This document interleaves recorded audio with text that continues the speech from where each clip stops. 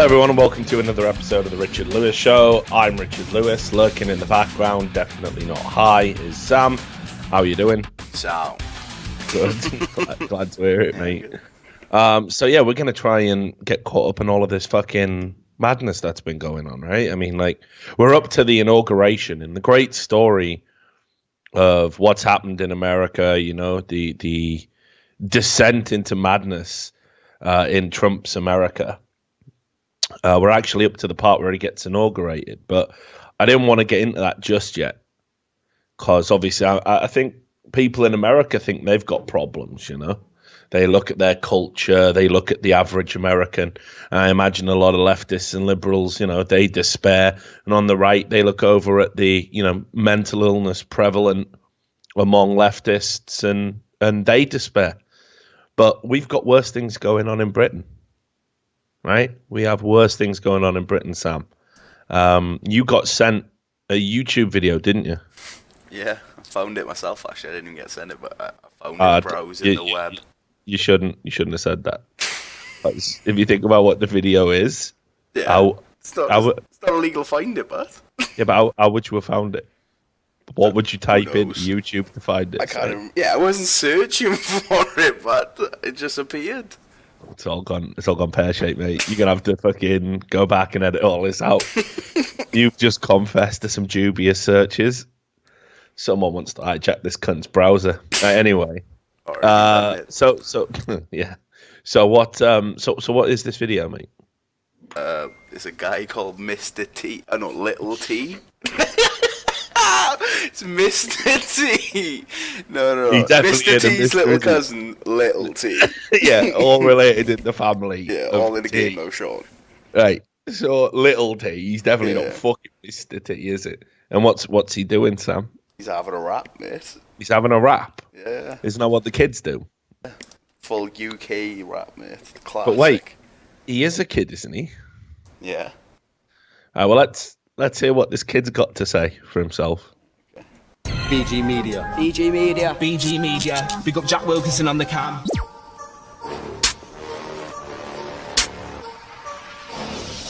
Yo, yes, like the bifter, I'm gonna rape your little sister. 5 chicken licking, I'm gonna give her a kicking.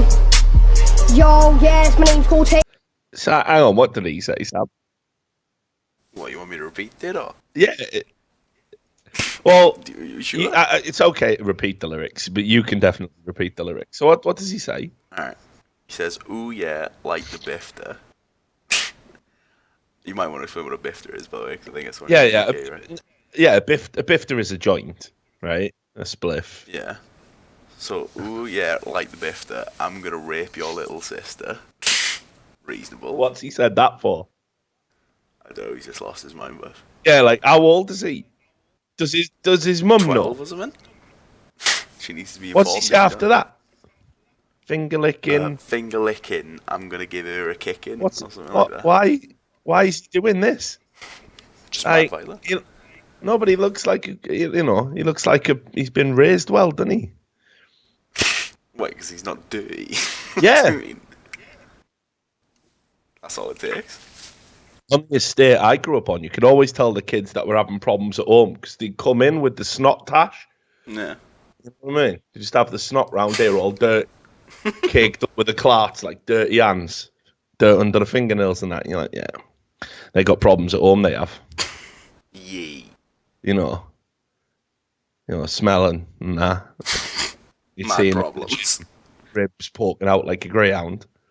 You knew those kids. But he doesn't look like one of those kids.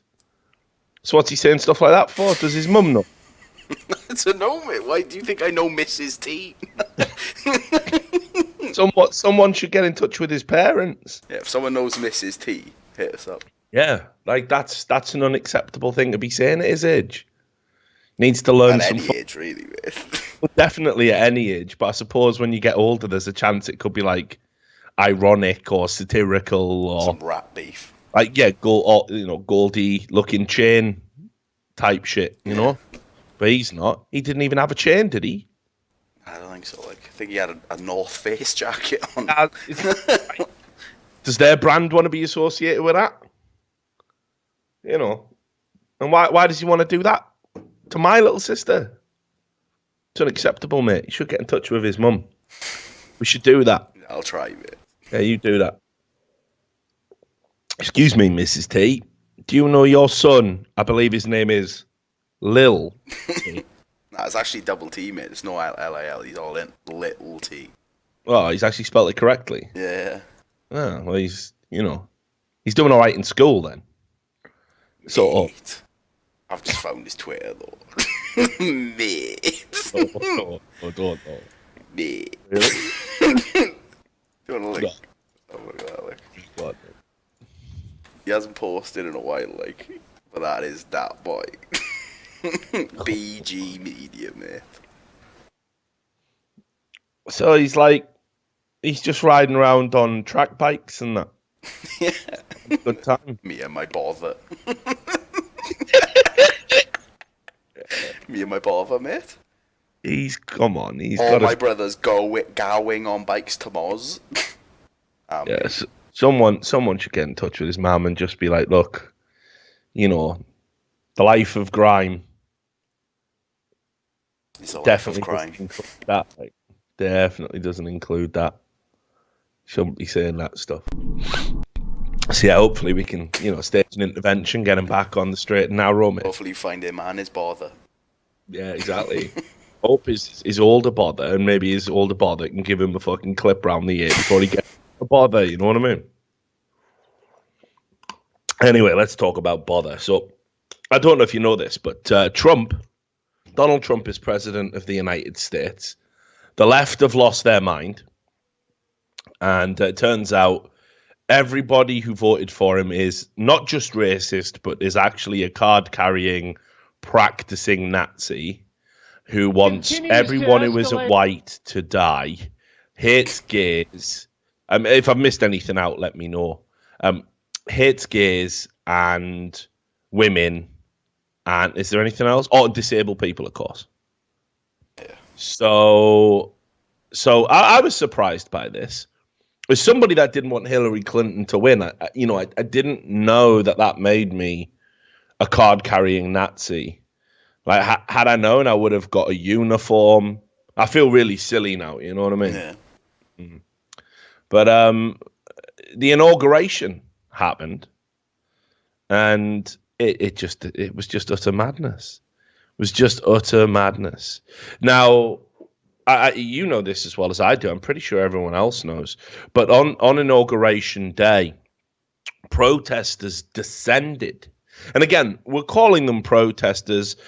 I suppose initially it was a protest, but a lot of these people were thugs. A lot of these people were rioters. They partook in violence and intimidation, simply attempting to stop people from seeing the newly elected, the fairly elected president and leader of the free world, Donald Trump. Now, during these protests, one of the things they did was they linked arms, okay? And they weren't letting people get to where they wanted to go to. So if I wanted to go and be part of the crowd and stand there while Donald Trump gave his address, I couldn't get there because people would be linking arms and getting in my face and getting in my way. And this sort of just descended into violence. I mean, there was just loads of examples of violence. And I was astounded by this because I remember, luminaries, like really super intelligent people, like Rachel Maddow, saying it was going to be Donald Trump supporters that would be angry, right, if they didn't win. Not the left, not Hillary Clinton supporters, because, they're nonviolent, right? They're the good guys. So I was really surprised by all of the violence and nonsense that was going on in the protests. Now, obviously, this means we're going to have to use some sources that I kind of know are ideologically compromised, because the leftist media didn't condemn any of the violence. They didn't condemn it. They barely reported on it at all, Sam. And there was fucking tons of it, right? Mm-hmm. So we got this report from Fox News by Joseph Weber. And you can see here how he describes the scenes. Protesters created havoc across Washington on Inauguration Day, shattering glass storefronts and torching cars, but never posing a serious security threat to President Trump's official inaugural ceremonies. Authorities said 217 people were arrested Friday in the protests and demonstrations, which started before dawn and at one point turned into a full-scale riot. Most of the damage was inflicted by protesters associated with the group Disrupt J20 that had vowed for weeks to paralyze the city. So let's talk a little bit about this. I've been involved in these situations before. When I lived in Birmingham, right, I went out and I dressed as a thug with like a scarf around my face and a hoodie, and I took like camera equipment with me. And this was a while ago. It was after, I forgot the chap's name, but a black person had been shot in London while police were waiting for a stakeout. They kind of lit up his car, and he was killed, and it was another kind of shooting, another instance of the police and perceived brutality towards black people. And even though it happened in London, the race riots kind of spread. They proliferated everywhere, and they got to Birmingham. Now, Birmingham has always kind of been a good place. I've seen a lot of riots, protests in Birmingham. A lot of the time they've been peacefully adhered to, like, for example, when the EDL came marching through, trying to cause trouble, trying to intimidate people coming out of mosques. There were other groups, and they didn't engage in violence. They were just kind of there as observers. And they just kind of sang over the top of them and stopped them chanting and just kind of generally made their protest kind of worthless. And it was wonderfully observed. There was like no violence whatsoever. So when I went out for this race protests in Birmingham, what I was amazed was the police kettled everyone into this one street called Corporation Street. They kettled people away from the Bull Ring. They kettled people away from Selfridges and all the big name stores, the Marks and Spencers.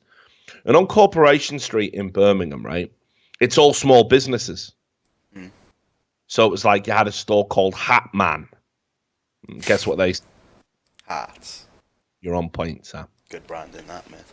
Yeah. So they dealt with that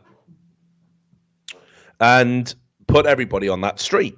Now, the protesters who were supposedly angry about racism and the police force, what did they do? Did they turn their attentions to the police? Did they try and attack or destroy iconic parts of the establishment hierarchy, like banks or police stations or something, right? No, they completely destroyed Corporation Street. All of the small businesses, they completely destroyed it. And these were local people to Birmingham. Hatman was owned by, I believe, if I remember correctly, there was certainly of an Islamic persuasion. There were certainly immigrants in this country. This was a riot that was ostensibly about race in Britain. And the protesters decided to destroy the small business owned by somebody who was Islamic, somebody who wasn't white, somebody who had moved to Birmingham to make their fortune and have a better life. And they destroyed it. I think the only thing that even came close to the establishment was Tesco's got its front window kicked in. I got some wicked photos of it on one of my blogs. And they even used some of my footage and some of my photos on the news. Now, I thought then, why aren't the police intervening? Why aren't they stopping this? And they'd been advised not to. The higher-ups had said, just watch them and let them go. And just let them go crazy, let them go wild. And then it kind of gives us the high ground. We won't have footage of any police truncheoning protesters who are willfully destroying public property for no point whatsoever. Actually, the counterpoint to their argument. And as I said, they completely destroyed that street. Hatman, now is round the corner in new premises. It took a while to get the insurance money. What also happened as a result of these protests, Corporation Street was known for having lots of nooks and crannies that the homeless people used to take shelter in. And I interviewed a few homeless people while I was down there, and they were like, this is all fucked now because, you know, the soup kitchens aren't going to come here. The people that give out clothes aren't going to come here. And the police, we've got a police presence now, so we can't even get a good night's sleep. So this protest about race affected immigrants and non-white people. This protest about how police brutality affects the most vulnerable people in society affected some of the most vulnerable people in society. It was so misguided and stupid. And I never thought I'd see anything like that again in my lifetime. I thought this was almost like just a groundswell of everyone was so pissed off with austerity measures and everything else in Britain that we'd lost our minds. We'd lost our collective minds, and we would never lose them again. We would never lose them again. The West would look at this as an embarrassing example of misguided protest, misguided rage.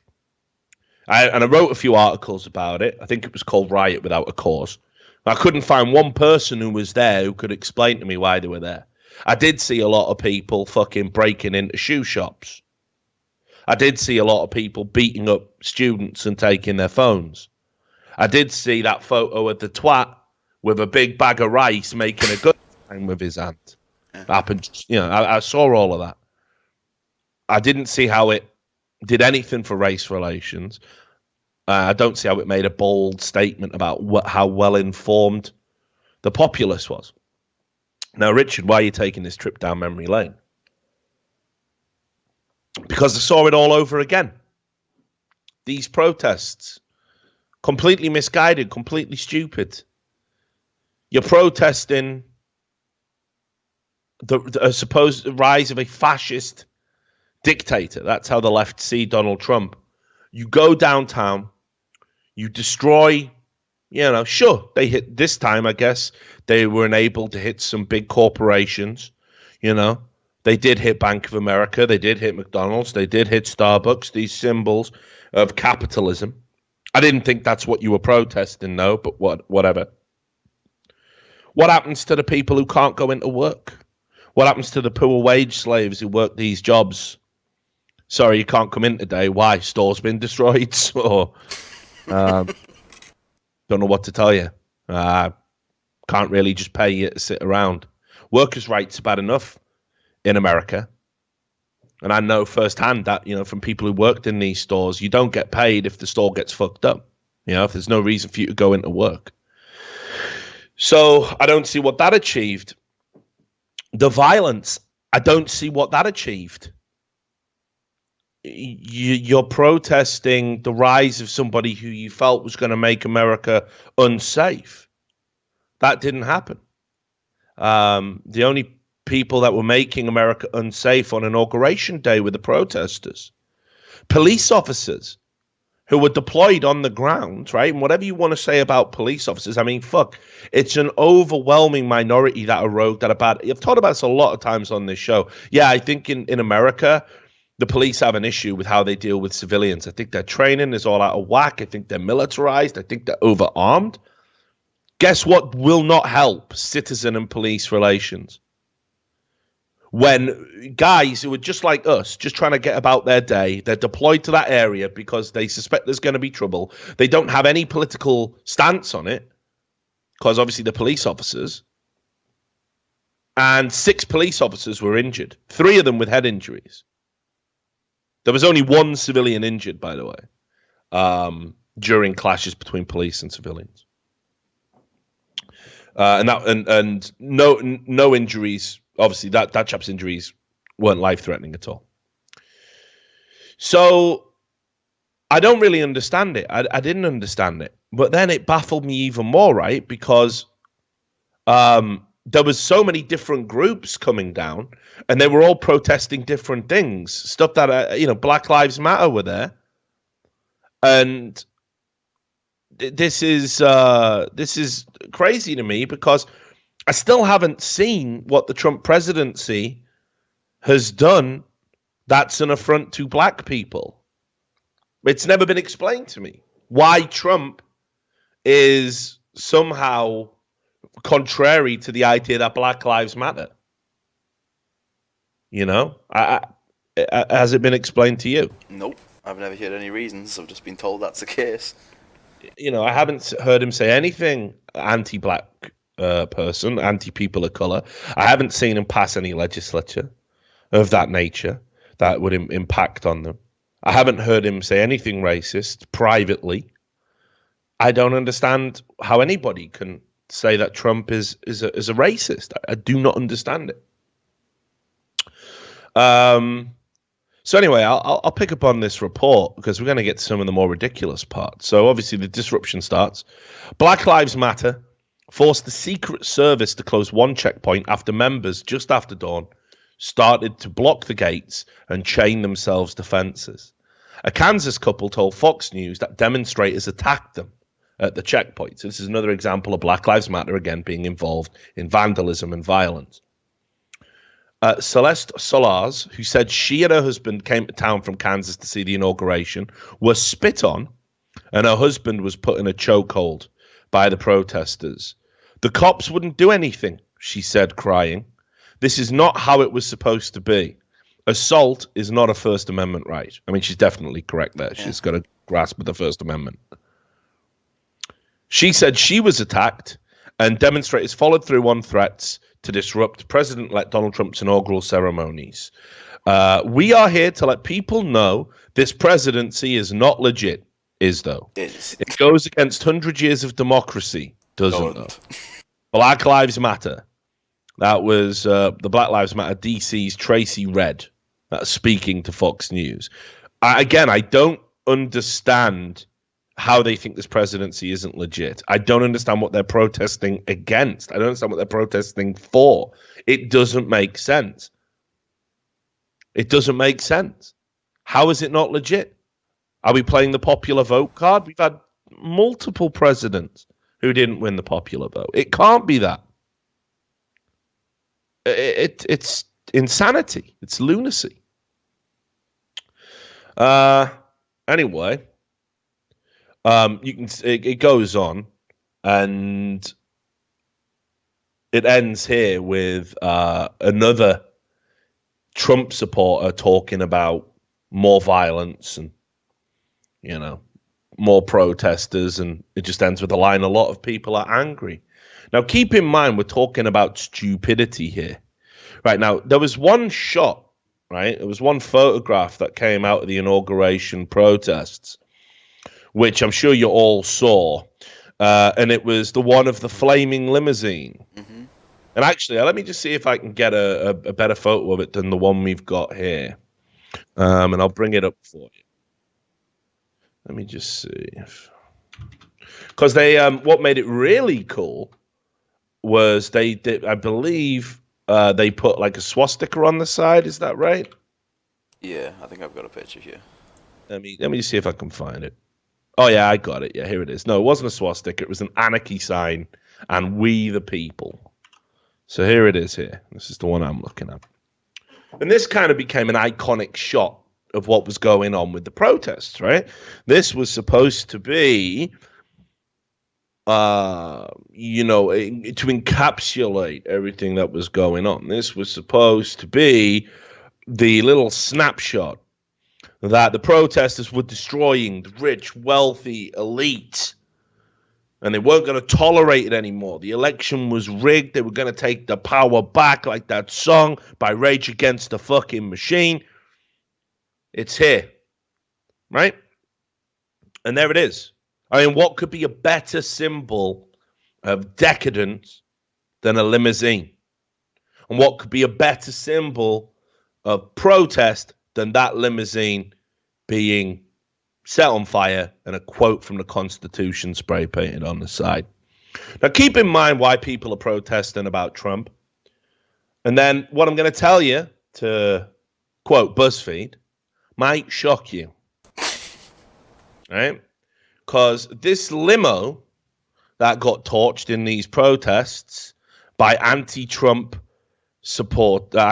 protesters was actually owned by a Muslim immigrant. Okay? Yeah, apparently they don't understand, obviously, because I guess they've never known what a limo does, but most people don't buy their own limos, they rent them, because they are expensive. Yep. So remember how Trump hates Muslims, right?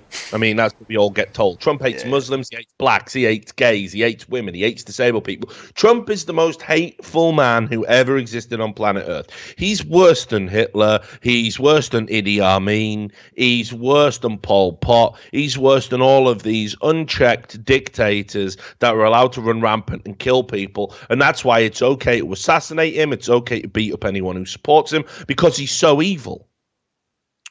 And obviously the people that are protesting, they support all of the groups that Trump hates.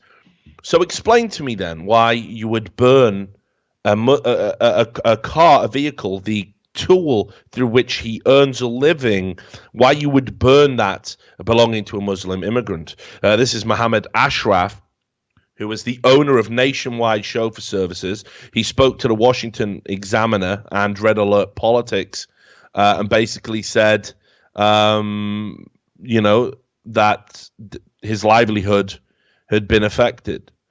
And he said, I disagree actually with Donald Trump. I'm not a supporter of Donald Trump, but these protests are counterproductive. He said, I don't think we need to take this violent route.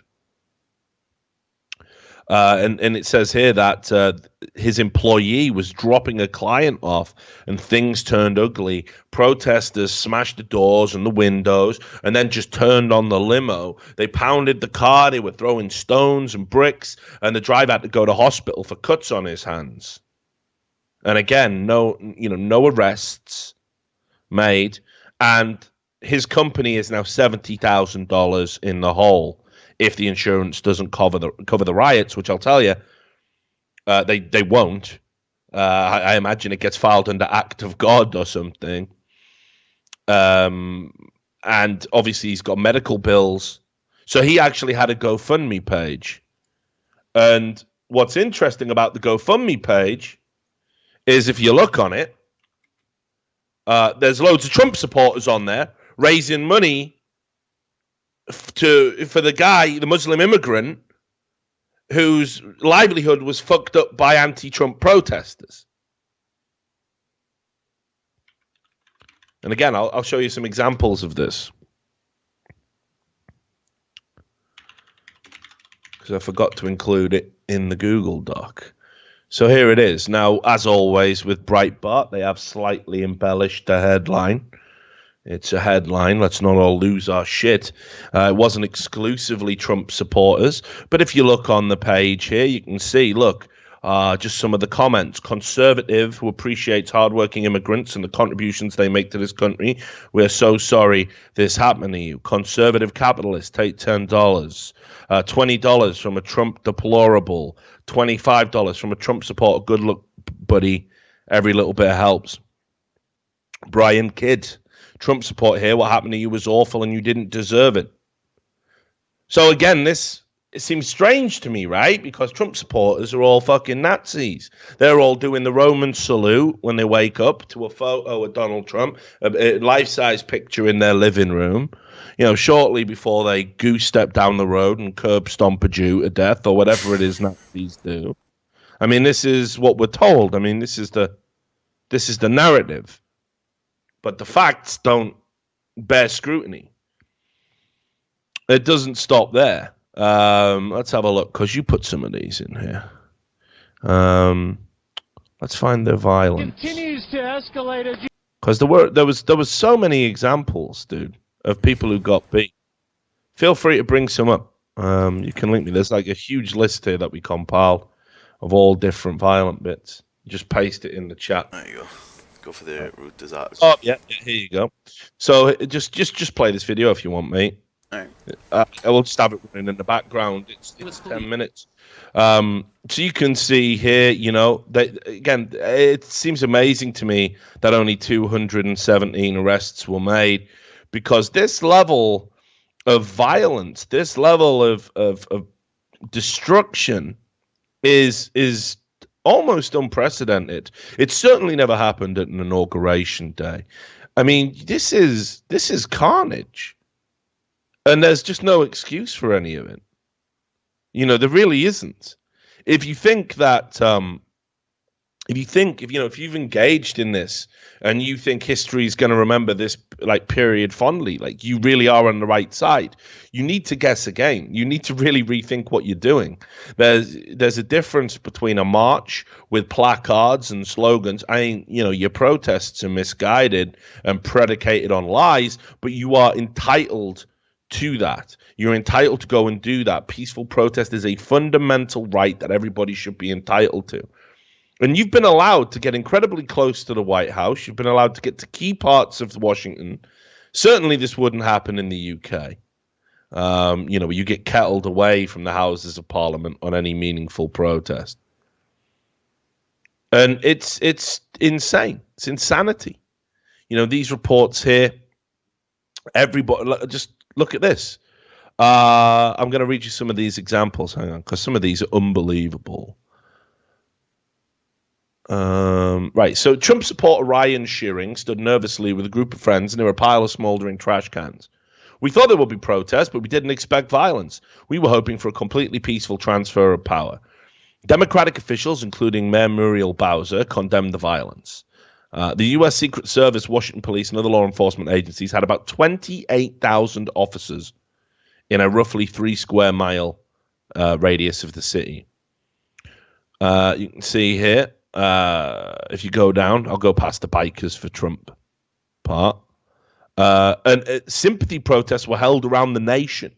In Seattle, one person was shot in the abdomen during a demonstration. That's obviously the Milo Yiannopoulos thing we'll get to. In Portland, protesters threw rocks, bottles, and flares at police. In Washington, David Guthrie, a long-haired, bearded 36-year-old from South Bend, Indiana, stood stark naked on a street with "fuck Trump" written on his buttocks in black magic marker. And these people are mentally ill. Who would have known? But, I saw a video, see if you can dig this out while I talk about it. There was a video where some kid who was going to his inauguration, some teenage boy, had been taken by his father. And he put a Trump baseball cap on, because you do, because they were just lying around, right? Kid's first inauguration. So the protesters assumed he was a Trump supporter, threw him to the floor, beat him with placards and sticks, and cut his head open. And he did an interview with blood pouring down his face. Welcome to democracy, right?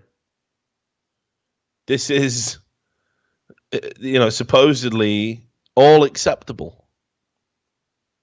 So I don't know if you've got that yet. Yeah, I'm looking to find it. I know which video I'm looking. Yeah. Well, obviously, we need to show people these things definitely did happen, because otherwise, then people will say, "Well, I didn't see it, so it's not true." So, and I wouldn't want that.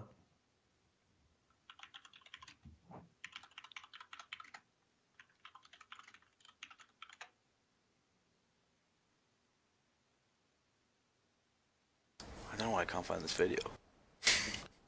I retweeted it, but obviously it was a long time ago. So, but by the standards of the podcast, right?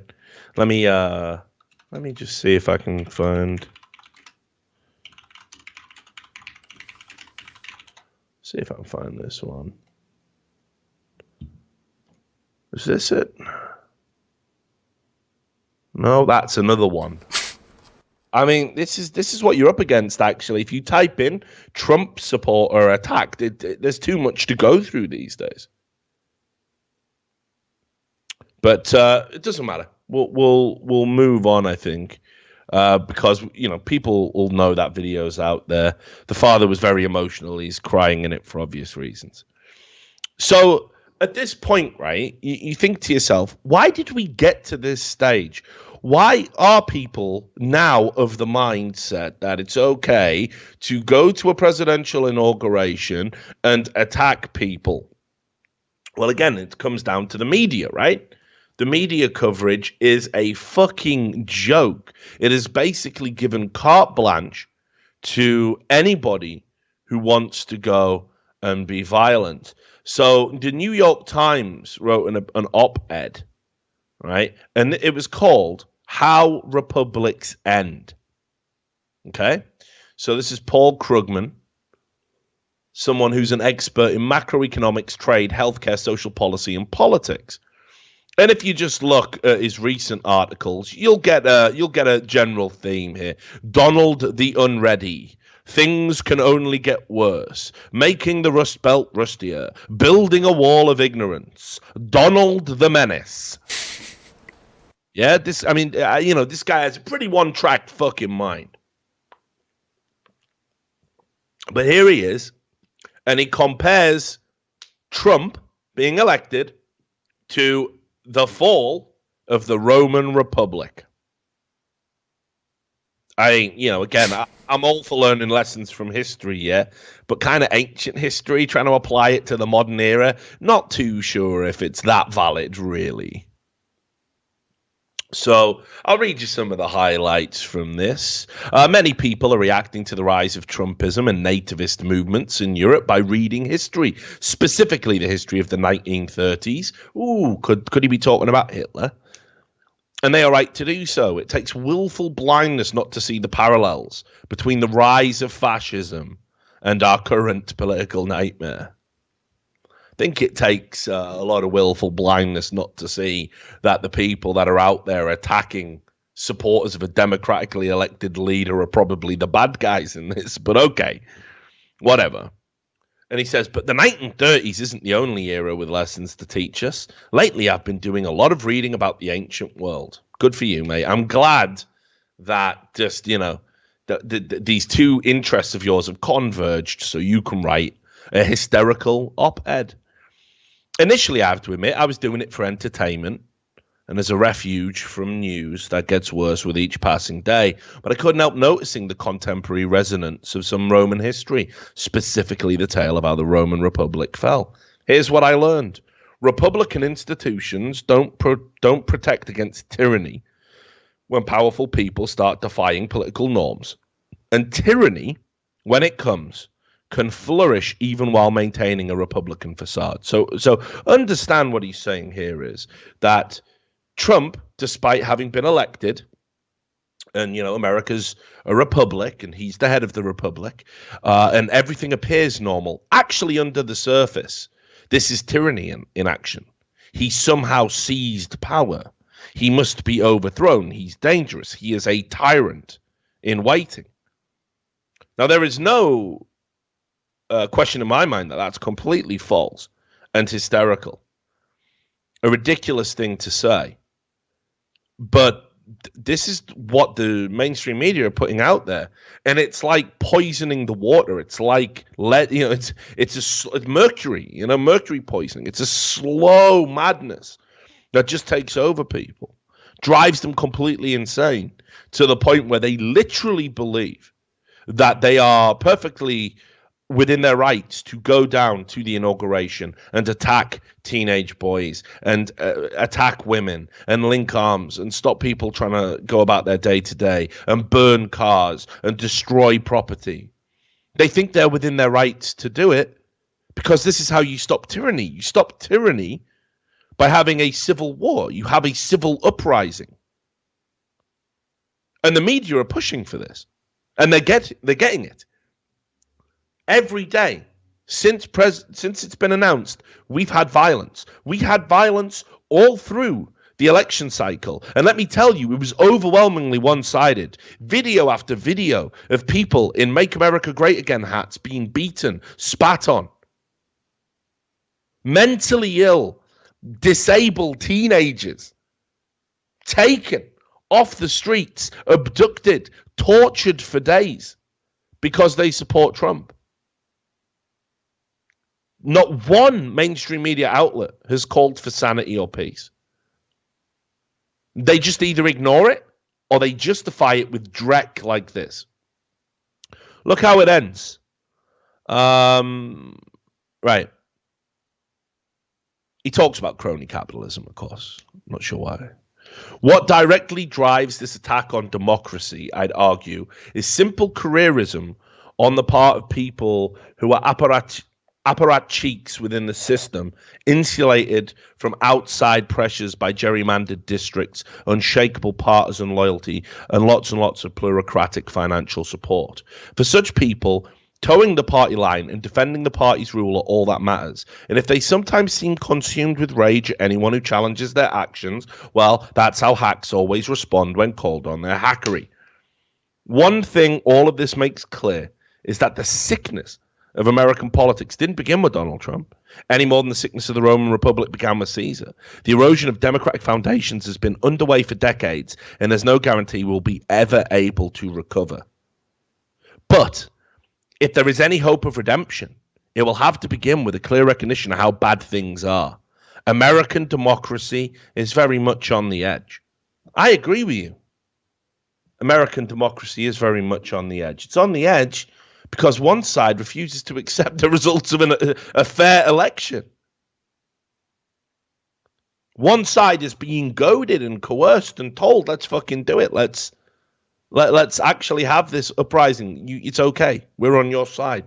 Things are bad. Things are worse than they've ever been. And extreme times call for extreme measures. Washington Post. Okay. They decided to take the viewpoint that under Trump, journalism would be attacked and eroded. Now, you can see this is by Margaret Sullivan.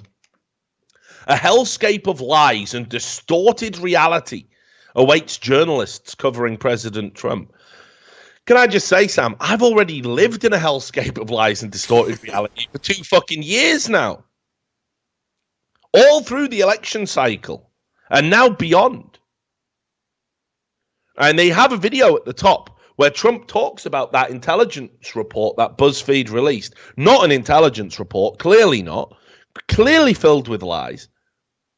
That was completely unverified and was published simply to discredit the president, and so mainstream media outlets could report on it. BuzzFeed basically took the hit so the whole of the leftist media could write lies about the president. I mean, that's literally what happened. This was no doubt collusion on the part of many mainstream media outlets. Interestingly enough, it was announced yesterday they're facing legal action from one of the businesses named in this fictitious report. And if you don't know which report we're talking about, I'm not going to go in it again. We did an entire episode about it in the YouTube channel. But I think we're already in that hellscape of lies and distorted reality. Let's be clear. BuzzFeed published without any secondary thought and attempted to justify what reads like a fan fiction of Donald Trump having prostitutes piss on a bed that Obama slept in while he jerked off or whatever the fuck. They published that. That is a fucking lie and distorted reality. But apparently the real lies are coming from the Trump administration. She brings up, that disabled reporter that Trump mocked. And to be honest, Sam, I look at that clip. Yeah. And I kind of think he is taking the piss out of him. Yeah, we've discussed this privately before because I'm like this. Everything, right? So everything I see, I try to look at it like as unbiased as I can. Obviously, there's going to be some bias naturally. But everything I look, but that is the one clip where like, all right, maybe he is actually, maybe he is just mocking the disabled there. Here's the thing, though. I mean, like, it's very hard, like, because when it comes to that, you have to talk about intent, right?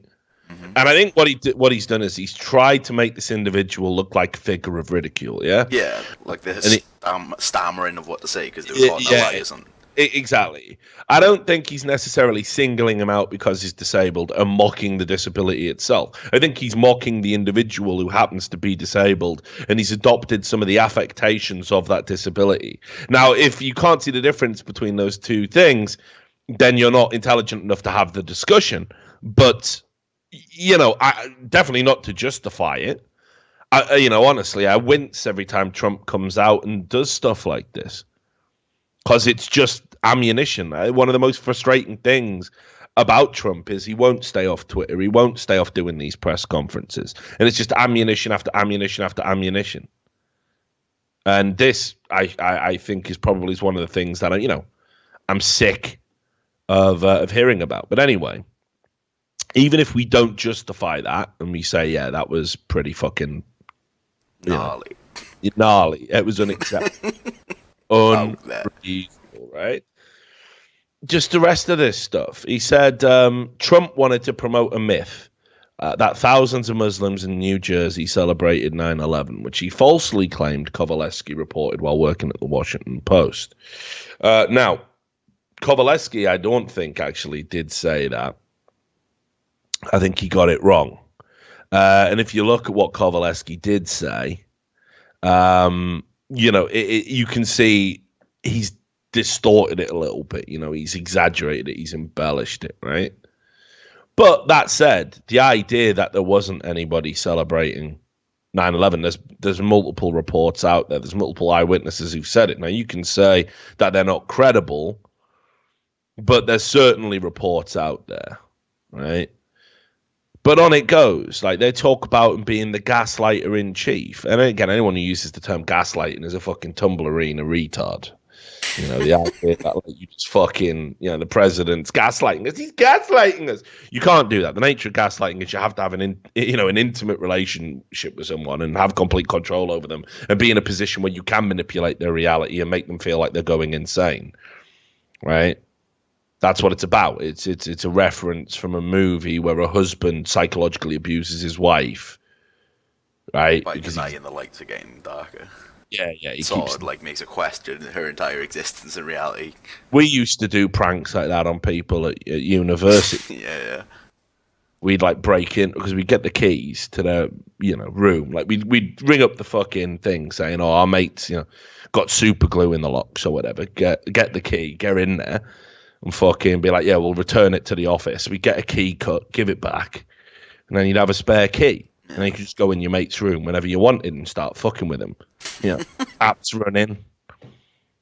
He turns the taps off. You go in when he goes to his lecture. You turn the taps on. He comes back. The taps are running. He's thinking to himself, I definitely turn them taps off. Little by little, you drive them insane. You move the books around. Yeah. Like just that little day shit we both thought it was Friday when it was just Thursday. I was just because we were wrecked, I think. But anyway, so this idea is ridiculous, that he only lies, that the media are trying to tell the truth, but Trump is distorting reality. That's not true. That isn't what's going on. The media have been distorting reality perfectly fine by themselves, which isn't to say that Trump won't tell porkies. He's a politician.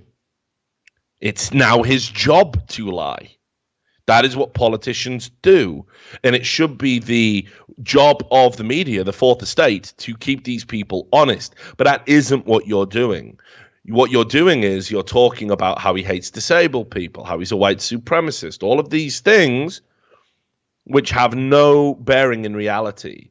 You cannot hold somebody accountable for things they don't do. You're wasting time, effort, and resources. And there's a reason why the public are just bored of it now. You've just lied too many times. It's like the boy who cried wolf. The public are not going to listen to you anymore. You have fucked up. Too many lies. So it says here, right? Trump will punish journalists for doing their jobs. Famously touchy and unable to endure serious scrutiny, he has always been litigious. Yeah, of course he has.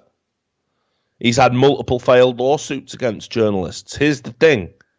While I don't necessarily support it, it's not illegal. He's not doing anything wrong. If you feel somebody has written something about you that is defamatory and you've got the money to take them to court, you should absolutely do that. The fact that this lawsuits fail show that the system's working as intended. You can't criticize Trump for doing what he thinks is right. If I had unlimited funds, the amount of stuff I would want taken down off the internet. I've been defamed. I've had lies spread about me. It's frustrating. Reddit mods would have set up a GoFundMe, mate. Yeah, exactly. So, just ridiculous that the idea is that Trump's Trump's going to attack journalism. Trump is going to make it so these wonderfully honest journalists aren't going to be able to tell the truth anymore. These guys haven't been telling the truth. That's the problem. And on it goes. Donald Trump gave the speech at the inauguration where he quoted Bain, right? By accident, I'd presume. But let me read you. Let me read you actually some of the speech because there were some good bits in it. Here we go. Here's a transcript in the Washington Post, right? So I'm going to read you some stuff, right, just from this, and then tell me how this next piece of coverage from The Guardian like tessellates, with reality. Okay. How long is the speech? Actually, it's pretty long because it is an inauguration speech, but I've got all the bits highlighted that I think are going to be important. Here you go. This is the Bain bit, right? First he thanks Obama and Lady Michelle, saying they've been gracious during the transition. And he goes, today's ceremony, however, has very special meaning because today we are not merely transferring power from one administration to another or from one party to another, but we are transferring power from Washington, D.C. and giving it back to you, the people. Right? And then he says here, for too long, a small group in our nation's capital has reaped the rewards of government, while the people have borne the cost. Washington flourished, but the people did not share in its wealth. Politicians prospered, but the jobs left, and the factories closed. The establishment protected itself, but not the citizens of our country. Their victories have not been your victories. Their triumphs have not been your triumphs. And while they celebrated in our nation's capital, there was little to celebrate for struggling families all across our land. That all changes starting right here and right now, because this moment is your moment. You don't. That's not from Batman. It belongs. Right? It's a pretty good speech, right, so far? Yeah, not bad. I'm locked in. What truly matters is not which party controls our government, but whether our government is controlled by the people. Everyone is listening to you now. You came by the tens of millions to become part of a historic moment, the likes of which the world has never seen before. At the center of this movement is a crucial conviction that a nation exists to serve its citizens. Americans want great schools for their children, safe neighborhoods for their families, and good jobs for themselves. These are just and reasonable demands of righteous people and a righteous public. But for too many of our citizens, a different reality exists. Mothers and children trapped in poverty in our inner cities, rusted out factories scattered like tombstones across the landscape of our nation. An education system flush with cash, but which leaves our young and beautiful students deprived of all knowledge. And the crime and the gangs and the drugs that have stolen too many lives and robbed our country of so much unrealized potential. This American carnage stops right here and stops right now. This is where it gets interesting.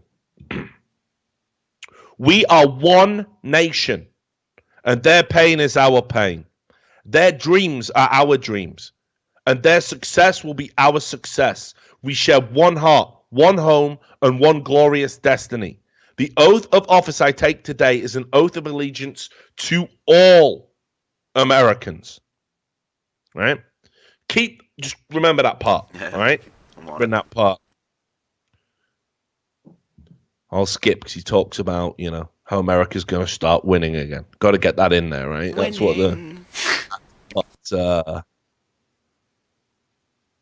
that's what that's price of admission. Got to get it in there, right? At the bedrock of our politics will be total allegiance to the United States of America. And through our loyalty to our country, we will rediscover our loyalty to each other. When you open your heart to patriotism, there is no room for prejudice. He talks a bit about the Bible. I won't get into that. He says there'll be no fear. We're protected, and we will always be protected. We will be protected by the great men and women of our military and law enforcement, and most importantly, we'll be protected by God. And he says, we will no longer accept politicians who are all talk and no action, constantly complaining, but never doing anything about it. The time for empty talk is over. Now arrives the hour of action. Do not allow anyone to tell you that it cannot be done. No challenge can match the heart and fight and spirit of America. We will not fail. Our country will thrive and prosper again. We stand at the birth of a new millennium, ready to unlock the mysteries of space, to free the earth from the miseries of disease, and to harness the energies, industries, and technologies of tomorrow. A new national pride will stir ourselves, lift our sights, and heal our divisions. What a piece of shit. Now, think about all of those things I've highlighted there from his speech. Great speech, by the way. Whoever wrote it, really good. During the inauguration, Jonathan Freeland, who looks like fucking Postman Pat with AIDS. I can't remember that in the cartoon. Yeah, that was a fucking dark episode, right? Come on, how can I take this cunt serious? The Guardian, right? His headline, divisive, ungracious, unrepentant. This was Trump unbound. Inaugural speeches are meant to heal, but he evoked dark historical echoes and confirmed our worst fears. Did he listen to this speech, or did he write this out on a laptop while he was having a shit and just didn't watch it? Because where's the division? Saying we're all one. Saying that if we just open our hearts to love in America, we'll all come together. That we will be protected under one God. What's he talking? Where's the division? It's unreal. This article, by the way. I'm aghast. Because I watched the inauguration speech. I came away going, holy shit, that's actually pretty good.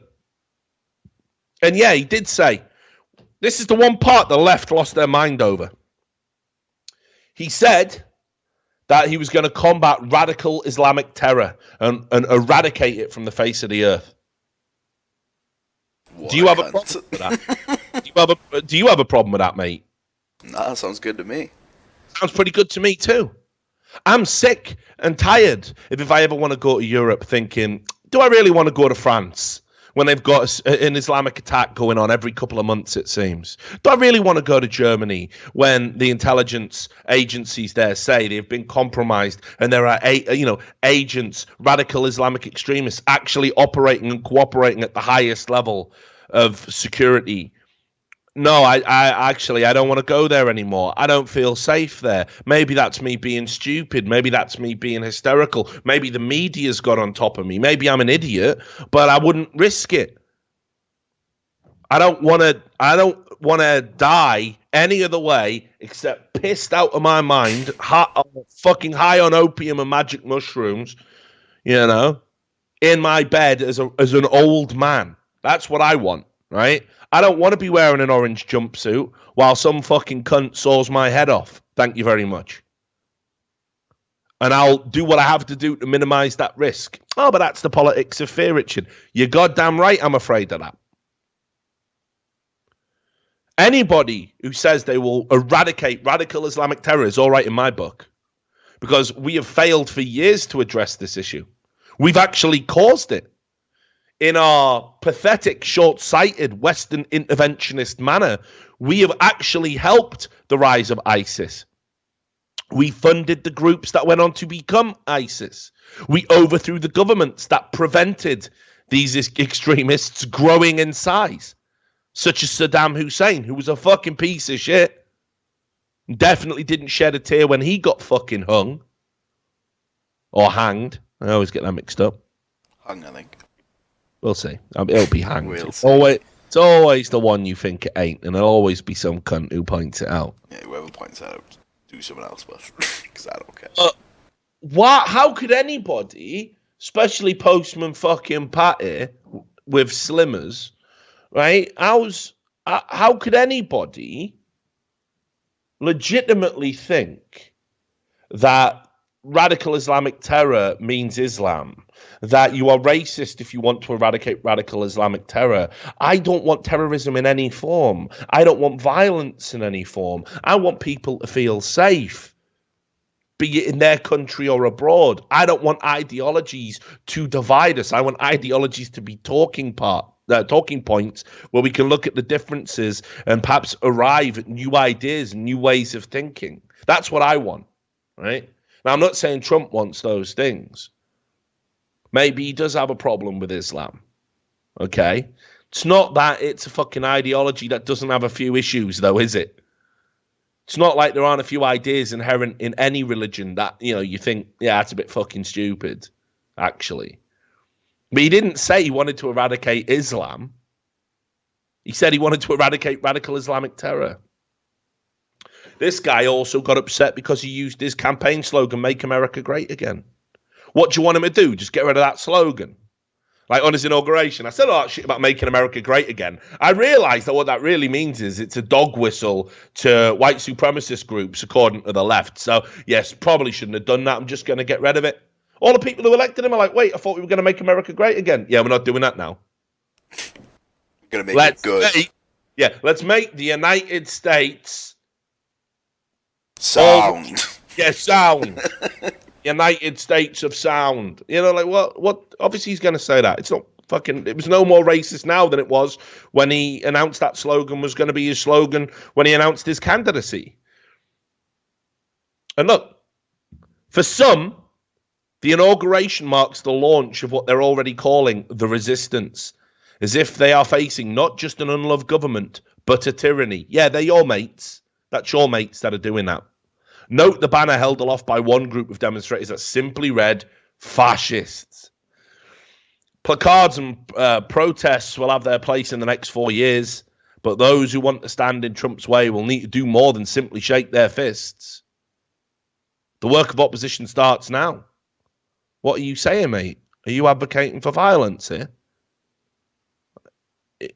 Maybe if I didn't understand what you were saying, maybe if I just read between the lines, maybe if I took this quote out of context, like all of the quotes you took out of Trump's speech, which was absolutely about healing the division and coming together as one in the nation of America, regardless of our differences of background and social status.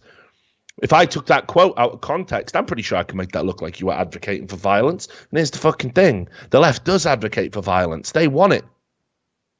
They want to watch this country burn to the fucking ground because they lost an election. Let that sink in. So the Guardian, of course, trumped themselves, right, with a report about his inauguration speech that bears no fucking resemblance to a reality. Doug Sanders, mate. This is a guy who's written at multiple publications. What do you think he's got to say about the inauguration? I bet it's something reasonable. So this is an international affairs columnist at the Globe and Mail, Canada's national newspaper. He said of the inauguration, if you thought you'd never see anything on TV as frightening as 9/11, this was it. But the consequences of this are far more damaging.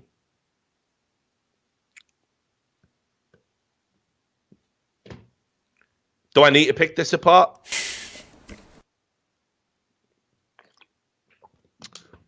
One of the most shocking things I've ever seen, and probably it will remain the most shocking thing I'll see until the day I die, is watching those buildings come down on September the 11th. And I was in Wales, mate, when that happened. I was working. I remember it vividly. That's a memory that's never gonna get removed.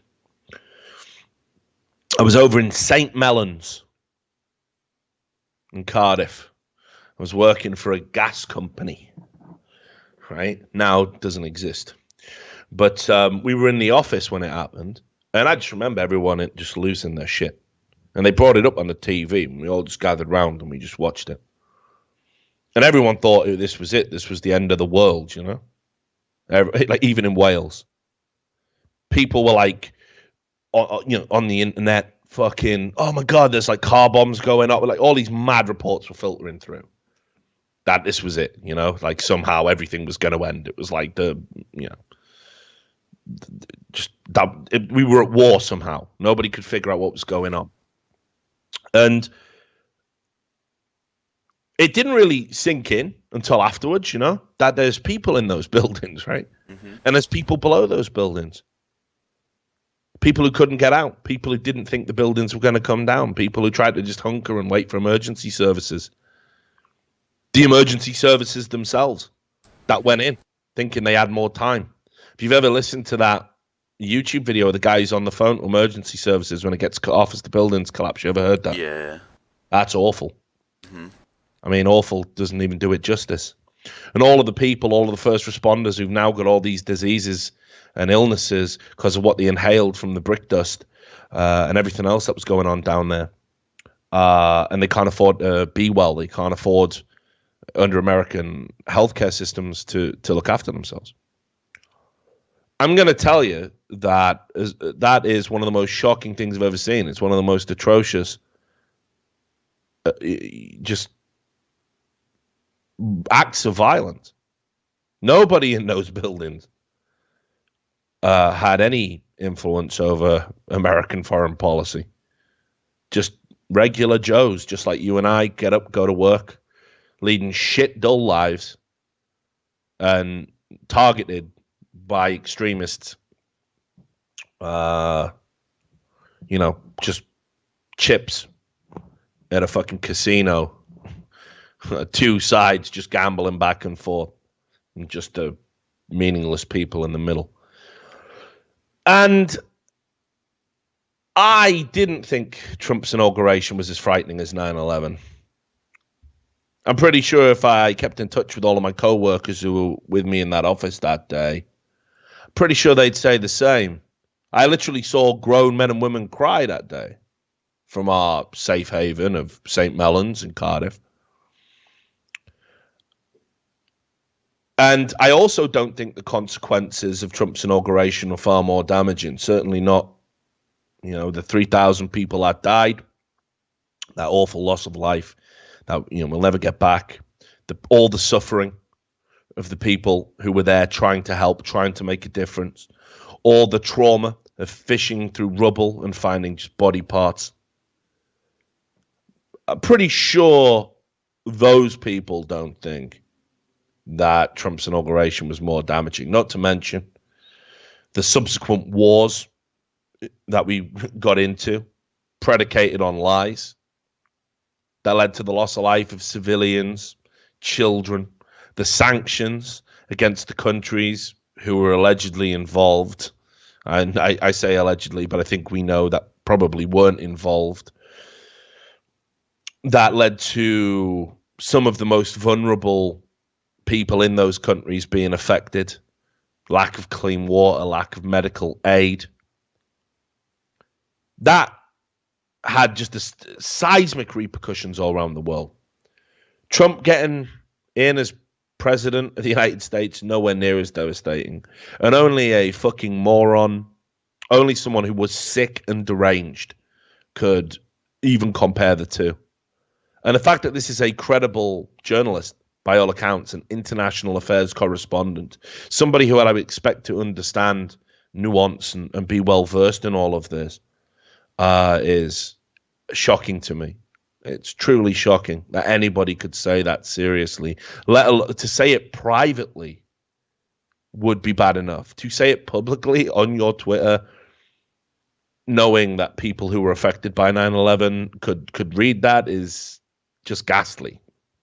You have to be a ghoul of epic proportions to do that, to make your little political peacocking point, And then he said, seizing control of a powerful state is by definition more potentially damaging than a criminal act on any scale and harder to reverse. Who seized control? I must have missed Trump's military division shooting people, beating people and making them go to the ballots, killing dissenters, marching tanks through the squares of Washington. I missed all that, Sam, frankly. I'm a bit disappointed in myself for missing that. Yeah, we must have took more time off than we thought, man. Fucking hell. Yeah. Seizing control. I don't think this international correspondent really knows his history very much. Someone responds saying 3,000 bodies are strewn across a landscape Are they? Because of Trump being elected. What channel is that on? And he replies, you might have missed like history class, but speeches like this have produced like way worse body counts. I mean, What are we missing in the speech, mate? This is where I start to think, like, are we mental? What am I missing? I think we must be. I think we must be mentally ill, because I saw a president who knew his appointment was going to be divisive, call to come together. And sure, subsequent policy that he's tried to pass very early on in his regime, probably not the smartest thing. Timing's not good, and I don't necessarily support a lot of it. But here's the thing. Certainly during this speech, at this moment in history, there's nothing in that speech that's going to cause a body count. There's plenty of lunatics in the streets that are going to cause a body count, because the violence is getting worse. It's escalating because nobody's condemning these people. The left are goading them on. The media are goading them on. So this is the media that is promoting this nonsense, and on it goes. Salon. I mean, we've established this. What I think of Salon. Congratulations, America! You did it. An actual fascist is now president. An actual fascist. Real life fascist. A real fascist. A real fascist. Okay. Now here's the problem. Fascism is actually a very fucking difficult thing to pin down. I'm going to get into some of this stuff here. It's no like real agreed definition, right? Isn't it like different from country to country? Well, yes and no. There's a list of agreed upon, kind of constituent parts. Like there are things that you have to be considered a fascist. You absolutely can't have them and be considered fascist. So I made this point. I've written some pointers down because there's different thinkers on what fascism is. Let me just find them. I actually made a note of this on my Word document here. It's a long time ago, though. So let me just bring it up.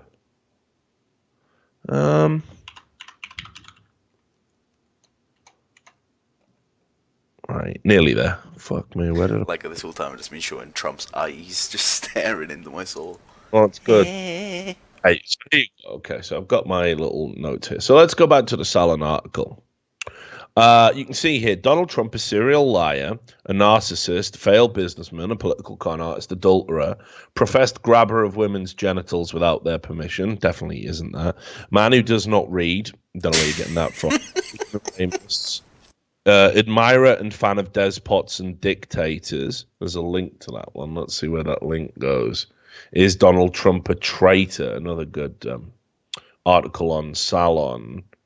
Oh, yeah, okay, because he admires Putin. Like, we've never had an American president who admires Russian leaders before. Let's all go back to the 50s, shall we? Let's get that Cuban, let's go to the 60s even. Let's get that Cuban Missile Crisis going. Let's have 2 decades of tense relations with Russia. I'm sure that'll really help us, as a nation.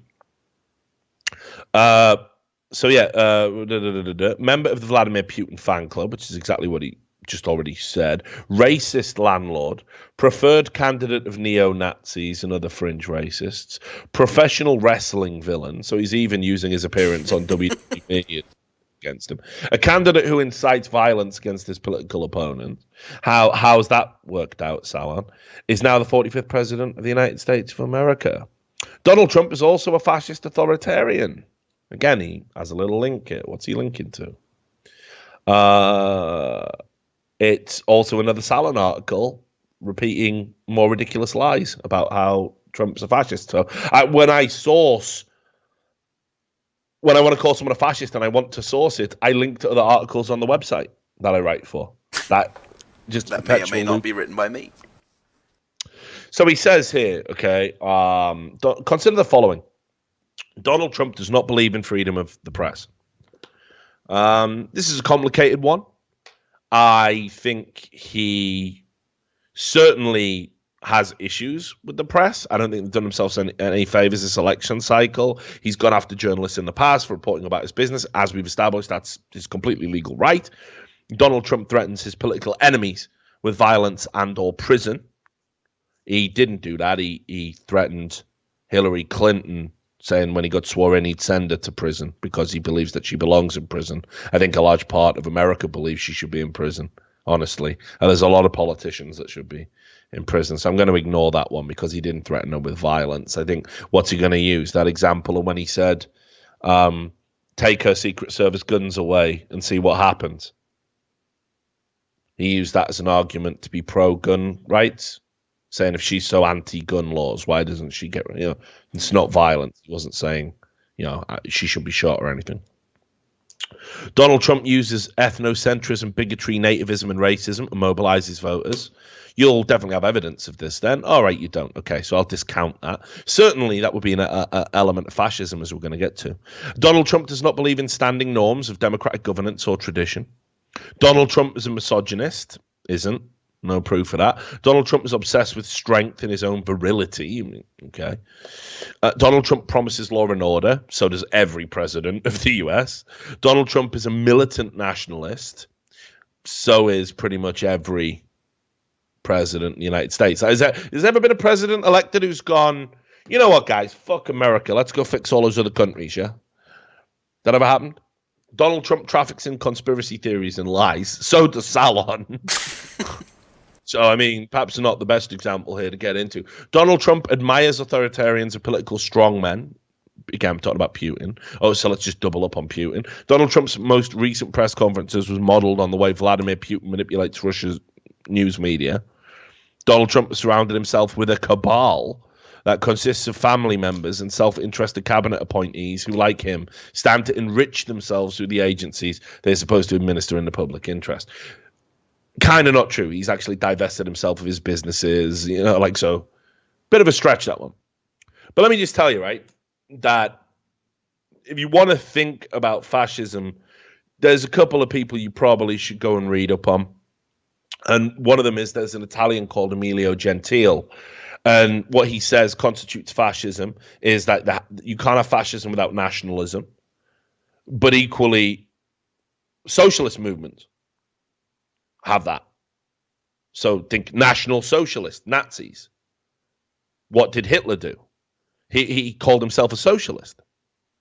So, it's not, he's been turned into a fascist over time. We've applied the label fascism based on what he actually did when he got in.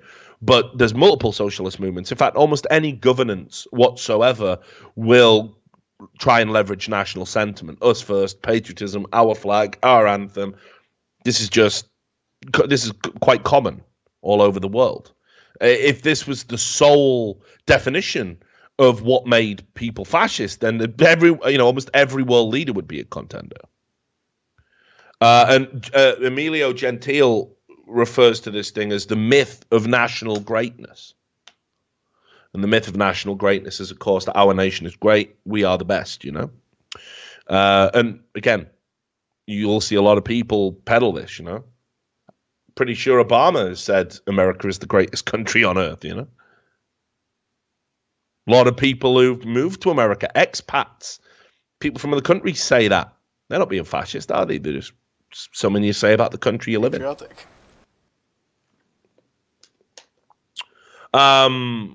Also, to be fascist, according to Gentile, you must call for the destruction of traditional democracy. Haven't seen Trump do that. Also, according to Gentile, you must have a single state party. And in any historic assessment of fascist regimes, all of them have the single state party.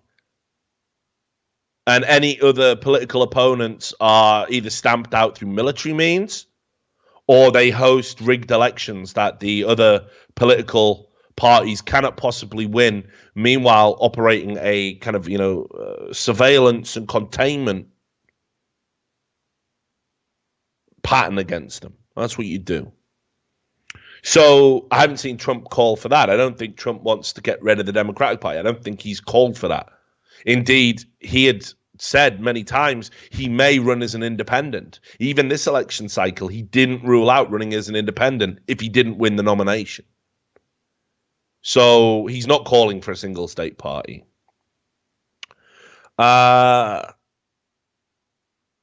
He's anti-war. I mean, this is another key issue here. He is anti-war. And you're going to say, no, he's not, Richard. He's threatening world leaders all the time. He said multiple times he wouldn't have gone into Iraq. He said multiple times the only group he wants to have a war with is ISIS. And he was willing to work with anybody to stamp ISIS out at their point of origin rather than fight them here on American soil. That's all he wants to do. He doesn't want to invade or have that American imperialism we saw under Bush. He doesn't want that. There's a stronger argument to say Bush is a fascist, honestly. Bush implemented the Patriot Act, which eroded so many domestic civil liberties. You know, I didn't see the argument made Bush was a fascist. Not by except the extreme lunatic fringe of the left.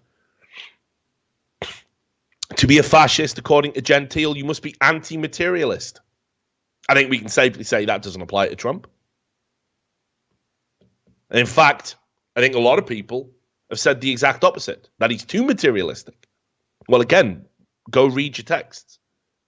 And of course, Mussolini, a fascist dictator, he defined fascism, and actually there's a lot of misattribution towards Mussolini. But one thing he did say, and is definitely his, is that the government does everything solely for the state, and it will work with big businesses and corporations and everything else to get that done. Well, again, Donald Trump has openly said, drain the fucking swamp. He wants to get rid of special interest groups. He wants to break up government and corporation ties. This is contrary to fascism. You see, there is more to fascism than just, oh, he hates brown people, which he doesn't, and he wants to kill everybody who's slightly different. This isn't fascism. That would be a very different kind of totalitarianism. This would be like some kind of ethnocentrist government. People seem to conflate fascism and racism. They're two very different things and not necessarily interchangeable. So I don't understand why these people continually talk about fascism. I don't understand why they don't go and read up on fascism, why they don't read people who have defined what fascism is, having lived in fascist regimes. I don't know why people don't go and look at actual fascist regimes and look how they function, look how they operate. Look how when parties get into power, look how they dismantle all the state apparatus that could challenge their power at any point to remain in power indefinitely, while always framing it and selling it as if it's a good thing for the people. And any dissenter is killed or goes missing or is incentivized to shut the fuck up in the best possible scenario. That's as good as it gets. Now, last time I checked, all of those protesters, bar the 217 who were arrested, a criminally small amount of arrests, in my opinion, for the widespread violence and systemic destruction that I saw on the inauguration day. Last time I checked, all of them got to go home. They got to go home. I didn't see them getting rounded up and put in vans and disappeared. I didn't see the press being told at gunpoint not to write anything about it. I didn't see the internet being censored like you would get in a China or a Korea or actually in Great Britain, as it just so happens right now. I didn't see any of that. How is this a fascist totalitarian regime? Your right to protest has been completely observed. You've been allowed to do it. If Trump was a fascist, you'd have all been shot. Even Nixon sent in riot police to smash up peaceful protesters and shoot students. You've seen examples in your own history of people who are closer to fascism than Trump. And you don't know this and you don't understand it. And you parrot this circular nonsense. that you read on shit like Salon. Thought this was good. We already talked about Rachel Maddow. Remember, she's the one who said that if Trump wins, Hillary Clinton supporters will be disappointed. If Hillary Clinton wins, Trump supporters will be angry. During the inauguration, she immediately wasted no time comparing him to Hitler. This is a report. Like, just no time whatsoever. Well, It's just Hitler. So let me see. Let me get the quote. Here you go. Maddow noted that Trump's guiding principle would be America first, which she explained as very dark echoes in American history. There was an America First committee that formed in this country. Hundreds of thousands of people in this country, some of the richest businessmen in the country were part of it. They were formed to keep us out of World War II. They were infiltrated by the Nazis. Many of them are anti-Semitic, which is part of why they weren't alarmed by Hitler's rise in Germany. So, and this is questionable history, by the way, but even if she was right, just because he said America First, and there was something called the America First Committee, almost as if is an idea that would get repeated throughout history. The idea of a nation putting themselves first and just using the name America First. I'm pretty sure there's been a bunch of organizations. Are all of them infiltrated by Nazis? I mean, you know. She's Meanwhile, literally going off just the name. That's like saying Yahtzees like Nazis too, because they sound the same. It's just the same name. That's games for you. I mean, you know, it's interesting, isn't it? Because the Young Turks always deny any link to the fucking group that helped perpetrate the Armenian genocide. You know, no, it's coincidence. We just did it because we're Young Turks and that, right? Okay, cool. But the America First Committee must mean that there is some Nazi-esque element within Trump's government. I think we can all say Rachel Maddow is just a fucking idiot. Is a Maddow. She is. So yeah, let's get that out there. Let's compare them to Hitler. Let's compare Trump to Hitler and compare all his supporters to Nazis. I thought this was interesting. There was someone even apologized, okay, for just praising the First Lady. Right? Just praising the First Lady. There's a guy called Homer Hickam. What a name. Right? Yeah, it's good, isn't it? 73-year-old Vietnam veteran. He's a former NASA engineer. He wrote a best-selling memoir called Rocket Boys. So he's about as all-American as it gets, right? All-American. Nice guy, old guy, served his country, made great contributions. So he made a comment just saying, complimenting the First Lady and everything, and the Vice President's wife, and he just said that, right? So look, I deleted my compliments towards the new First Lady and the Vice President's wife, as lots of folks were getting off in the weeds fighting about this or that. So please don't do that anymore. Some people even accuse me of being anti-science because I thought the First Lady looked good. That required a pretty big leap of logic, and I'm still trying to figure that one out. Seems like there's a lot of near hysteria going on out there. You don't know the half of it, Hickam. I've heard breathing in a paper bag helps hyperventilation. Also reading one of my books. Big plug. He knew. He knew it was going viral. So, and look. Underneath, someone said, probably wise. Stirring the pot on such a day is not really the best way to bring together a very divided country. Just praising the First Lady, saying they look good. This is stirring the pot now to these triggered little fucking liberals. It's fucking embarrassing. Hickam's a spaceman and he wrote books and you're giving him shit over that. Here's the thing, at 73, I bet he could still choke these little fucking runts to death as well at any point. Anyway.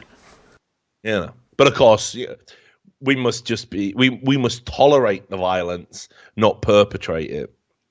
And then just to really show how fucking stupid the journalists were in their coverage of all of this, right?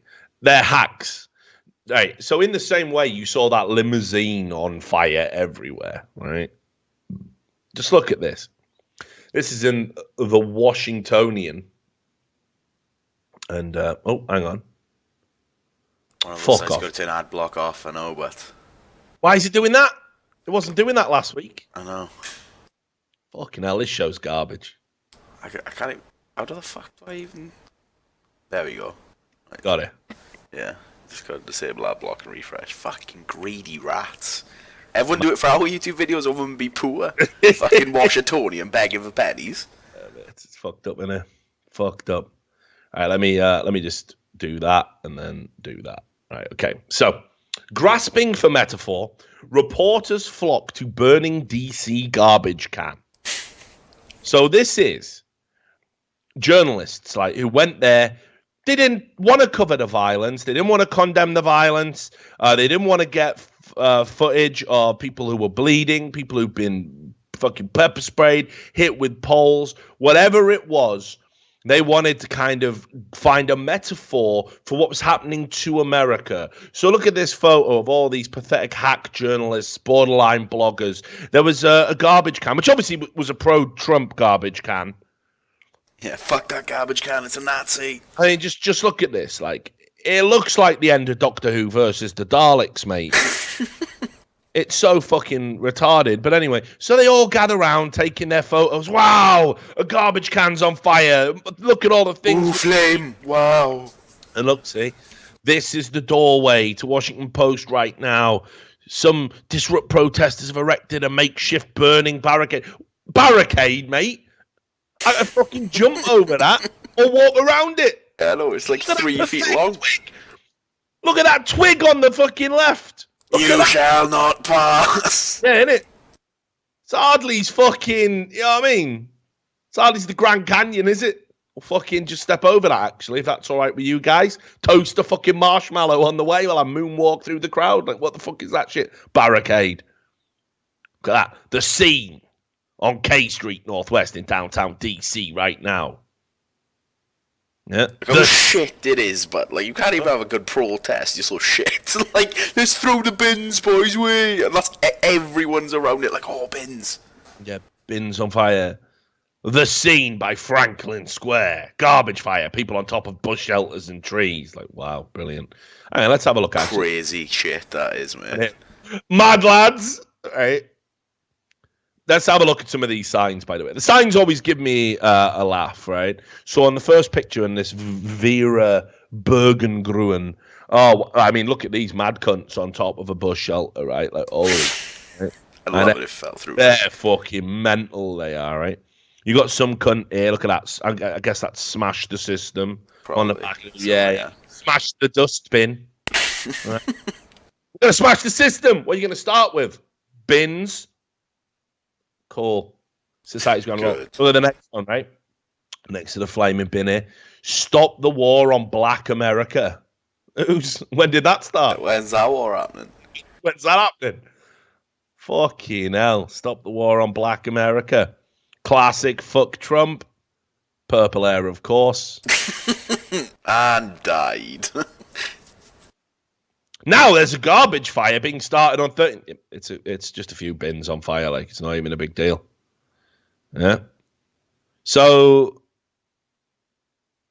just unreal that this is how pathetic they are. You know, like this is literally what they're doing. Donald Trump did tweet out, by the way. He did say that he felt the right to peaceful protest. You know, he said he fully respected the right to peaceful protest. Yeah, obviously. As most normal people do. Just, you know, don't start beating people over the head with poles. Imagine that, right? So anyway, so that was the inauguration stuff. And just a fucking bunch of gibberish. Bunch of fucking morons being goaded on, being encouraged, cajoled by the mainstream media. Basically saying it's okay to be violent. And we've seen what's happened subsequently. We haven't even got to punching a Nazi. I think we might have to wrap up the show, actually, Sam. God, I don't want to go on too much about this. This has been a pretty heavy and a serious show, actually. I realise not a lot of laughs. No. We started with fucking Little T. Yeah, Mr. T, son. Yeah, Mr. T, son of Mr. T, son of Mrs. T. We started with him, and it's been pretty serious. But I think this has to be serious, right? Yeah. You know, there's comedy in this. But here's what we'll do. We've got a Discord, by the way, ladies and gentlemen. There's about 120 people on it right now. And everyone exchanges links and stuff, and we partake in investigations. Definitely get on there. It's a great place to discuss the Go to podcast. outlawishreports.com/Discord, I think is the link. There you go. But let's get into some didn't happen, because there's been loads of didn't happens. All right? Because while all of this is going on, by the way, the left is still faking hate crimes on themselves. Because they're just fucked in the feed. They're just fucked in the feed. So this goes way back. This was the report about a Connecticut cop who sent himself hate mail. Send me the link. Oh, he's not on the Discord. Shocking, Sam. Shocking. I've only got 2 monitors, that's why, mate. I feel, Oh, you're crippled. slumming it. You're slumming it with just your 2 monitors. All right, so here you go. Former Connecticut cop sent himself fucking hate mail, right? So this is Clive Higgins. Sent himself a typed up letter, mate. Right, just check out what it says, right? Why though? No, mate. Why though? It's brilliant, right? So he sent himself a hate mail letter and then reported it to Chief Joseph Gordon. Said he feared for his life. And the letter said, "We know where you live." Oh, because it's you Edda. Obviously, you know where you live.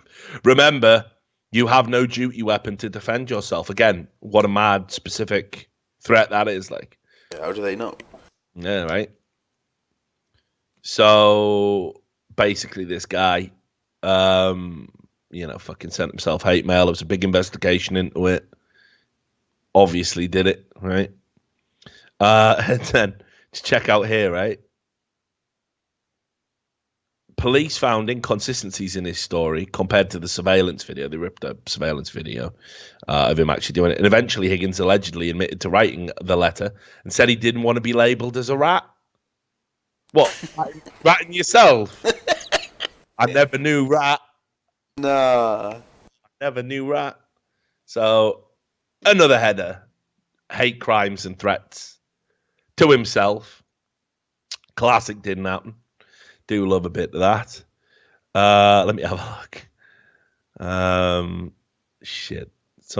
People have sent in some proper mad stuff here. Not that one. That is pretty funny though, but it's not political. Here you go. This was another classic that we missed out on. Right? So you remember there was a woman, a young Muslim girl, who said she'd been the victim of a hate crime at a train station. She'd been pushed onto the tracks and, all this other mad stuff was going on. Well, that also didn't happen. So hang on. The link's not working at the moment. I think the website's got the fucking hug of death, like from our Discord problem. Good servers. Let me see if I can find an alternative one to it. I'll give you the link just in case it comes up for you. So there it is.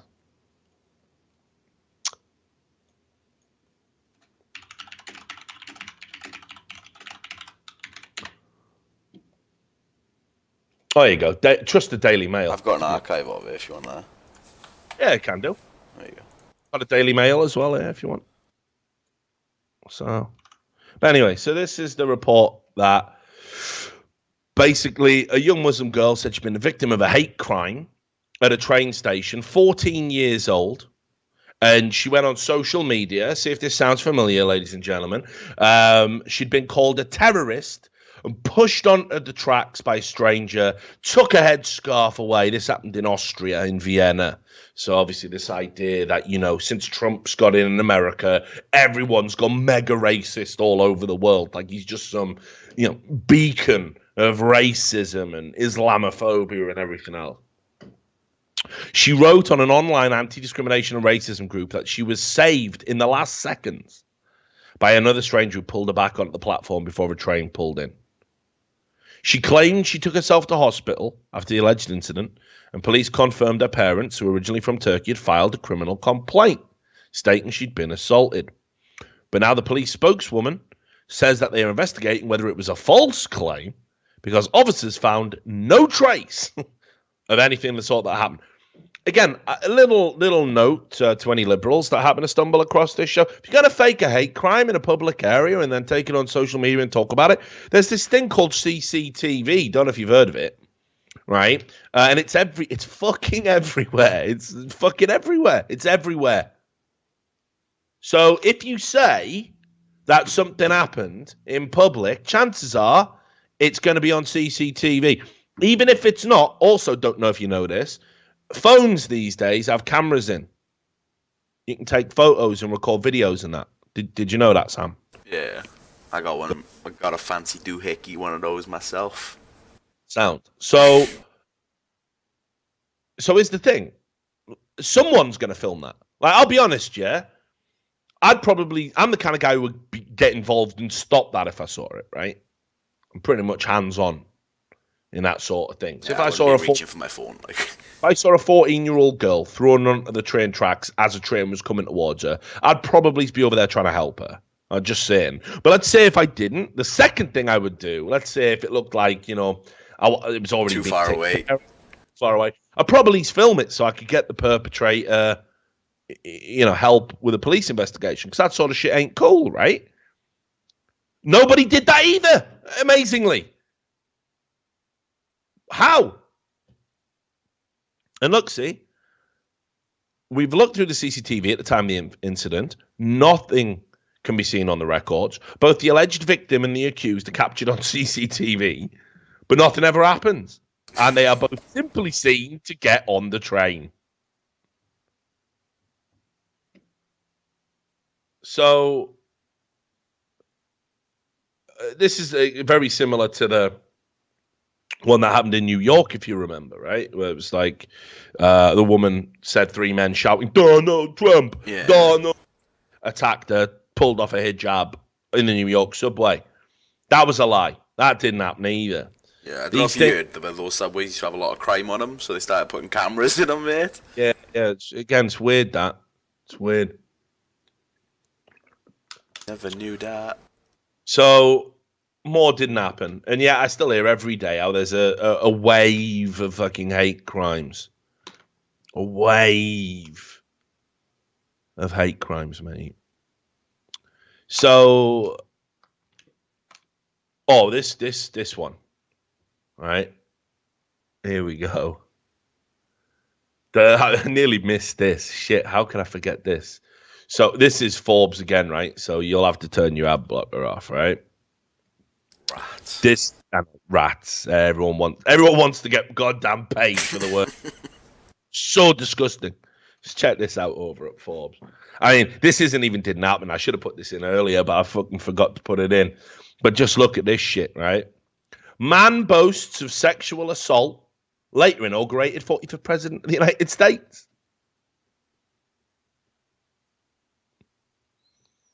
And she tells her own story about how someone grabbed her pussy while she was in a rush hour crowd. And compares it to Donald Trump, because he did indeed use the word grab by the pussy. And then she compiles a bunch of sexual assault accusations against Donald Trump, which I think most of which were completely discounted. Mm-hmm. And certainly all the ones that were involved in legal action were all thrown out. So this is what we call hearsay, because there's no evidence for it. And just check this out. This will blow your mind. This is probably my favorite bit of the article, right?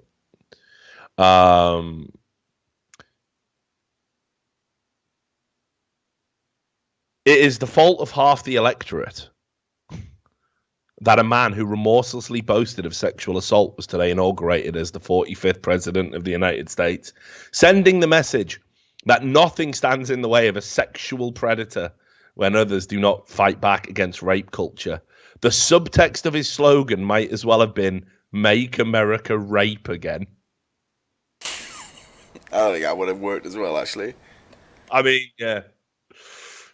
Make America Rape Again. Is this real? Is this published on Forbes? Is it? Make America rape again. Just let that sink in, dude. Fucking hell, this is too much, isn't it?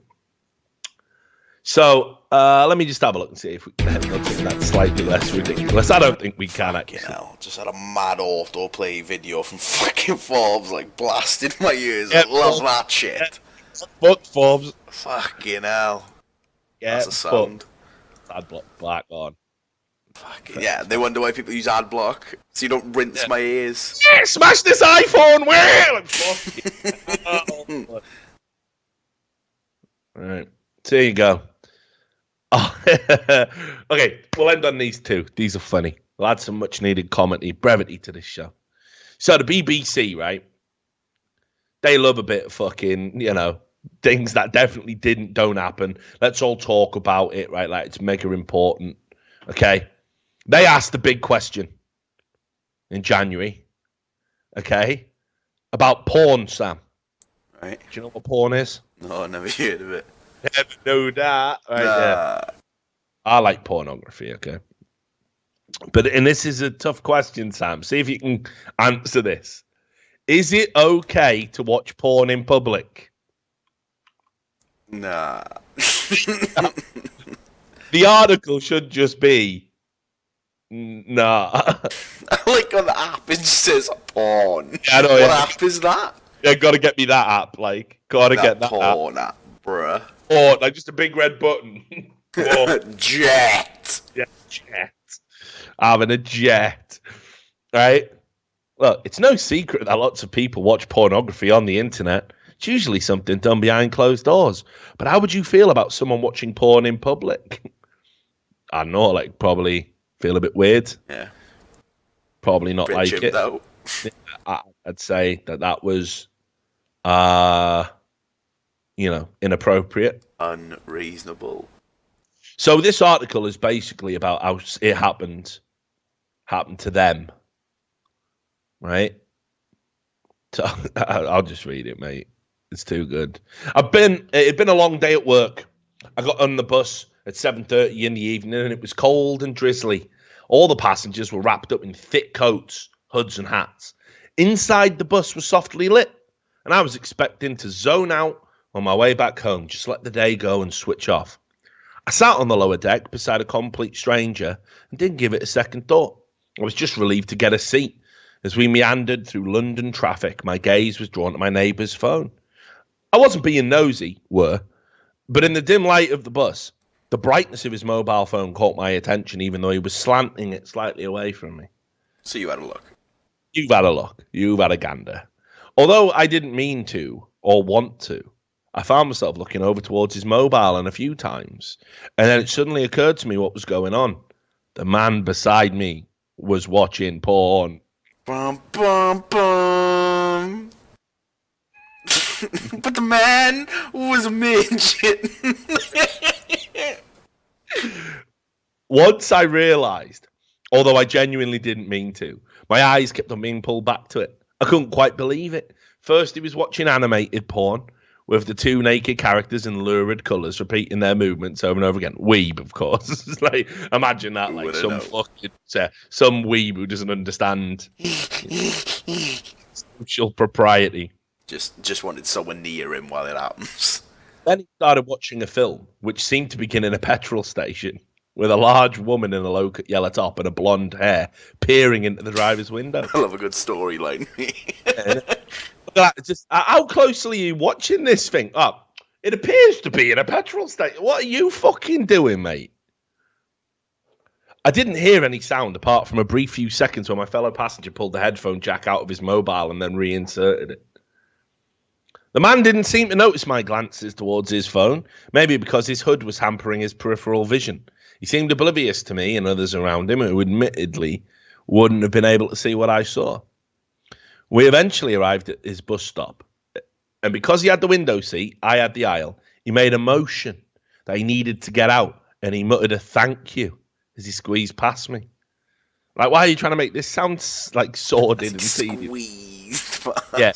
Squeeze past with a huge erection. Like, slapped me on the lips as you went past. Like, I mean, like, what are you saying? Full Alan Partridge pause. Would you like me to lap dance for you? I watched him get off and walk down the street. I felt uncomfortable and annoyed, but I didn't do anything about it. I didn't say anything to him, and neither did he pick up on any of my glances or quizzical looks. His eyes didn't meet mine, so I couldn't even communicate my feelings non-verbally, and it didn't occur to me to tell the driver. Even if I wanted to, it would have been difficult to get to the front of the bus because it was packed. So, like, what? You think that... Like, imagine being a driver, right? Imagine being a fucking bus driver in fucking London. Imagine how stressful that fucking job is. Imagine the things you fucking see, right? And some cunt comes to the fucking bus that you're driving and says, "Excuse me, drive." Oh, what's up? Some cunt's watching porn back there on his phone. Is he jetting? Nah, just watch it. Is he masturbating? Nah, he's just watching. Can people hear it? Nah. Yeah. Have you not got anything better to do with your time?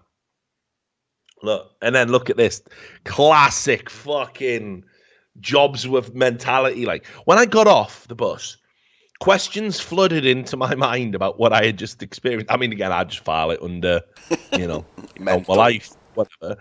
What if a child saw that? Are there any laws about looking at porn in public spaces? If there are laws, how easy are they to enforce? Why did this passenger feel public transport was an appropriate place to watch porn? And should I be worried from a safety point of view? Right. So here's the thing, right? You can ignore the rest where he talks to some professor that just reinforces the fact that they were offended. But here's the thing, right? There's a world of difference between watching porn, sound just blaring, rubbing yourself through your trousers, or just, like I've been on a plane before, right? And I've had my laptop up. Yeah. Okay. I just say, go where you think. And I'm watching a film, like an 18 film, right? And there'll be a sex scene. Yeah. I've got sex scene in the film. Do I have to? What if the kids would see?